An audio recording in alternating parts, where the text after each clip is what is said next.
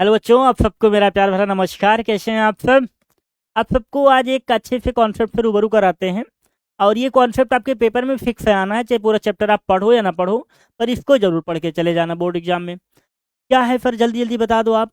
तो एक चैप्टर में एक टॉपिक है भाई, नेचर ऑफ रूट। क्या है? Nature of root. मतलब जो हमने रूट्स निकाले उसका नेचर कैसे, जैसे इंसान का नेचर होता ना, कोई ज़्यादा अच्छा, कोई थोड़ा सा कम अच्छा, कोई उससे ज़्यादा अच्छा। तो ऐसे हमारे पास नेचर हैं। किसके नेचर हैं? रूट्स के हैं। तो इनके नेचर भाई डिपेंड करते हैं तीन बातों पे। या तो डी की वैल्यू जीरो हो जाए, या तो डिपेंड करता है कि डी की value is greater than zero हो जाए, या फिर ऐसा हो सकता है कि D is less than zero हो जाए। मेरा नेचर तीन बातों पे डिपेंड करेगा, या तो इन केसों पे। लेकिन सर डी ही क्या है? डी दैट मीन्स होता है डिस्क्रिमिनेंट। क्या होता है? डिस्क्रिमिनेंट।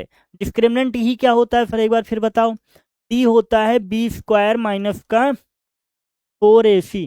मतलब जब हम किसी स्टैंडर्ड इक्वेशन को कंपेयर करते हैं A X square plus B X plus C को, तो वहां से बी स्क्वायर माइनस 4ac जो निकल के आएगा वही हमारा होगा डी। तो इन डी होने से क्या फ़र्क है, जब भी डी की वैल्यू जीरो हो जाएगी तो रूट जो है हमारा भाई, रूट हमारा जो है रियल हो जाएगा एंड इक्वल हो जाएगा। ये भैया, ये आप समझ लो कि आपके पेपर में रखा हुआ टॉपिक है। बोल देगा कि इसके रूट्स रियल एंड इक्वल हैं, फाइंड द वैल्यू। आप पी के कुछ भी आ सकता है।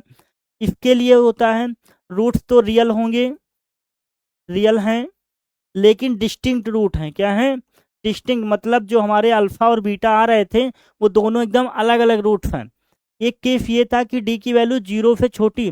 भाई जीरो से छोटा कोई चीज़ क्या होता है? निगेटिव। और जब हमने श्रीधरा चार पढ़ा था तो अंदर में होता था डी। और जब रूट के अंदर निगेटिव वैल्यू आ जाएगी, रूट के अंदर अगर कोई निगेटिव वैल्यू आ जाती है तो उसको अपन लोग क्या बोलेंगे? उसको अपन लोग बोलेंगे इमेजिनरी रूट। क्या बोलेंगे? इमेजिनरी रूट बोलेंगे। या इसी को हम लोग कॉम्प्लेक्स रूट बोलेंगे। क्या बोलेंगे भाई? कॉम्प्लेक्स रूट बोलेंगे। या इसी को हम लोग, इमेजिनरी हो गया, कॉम्प्लेक्स हो गया, इरेशनल रूट बोलेंगे। क्या? Irrational root. Irrational root. और जो अंडर रूट में माइनस आता है उसी को अपन लोग आयोटा से डिनोट करते हैं। तो क्लास 10th का ये इतना सा कॉन्सेप्ट आपके लिए कम से कम 2 मार्क्स दिला के जाएगा। तो 2 minute 2 marks complete. Thank you आप सभी को।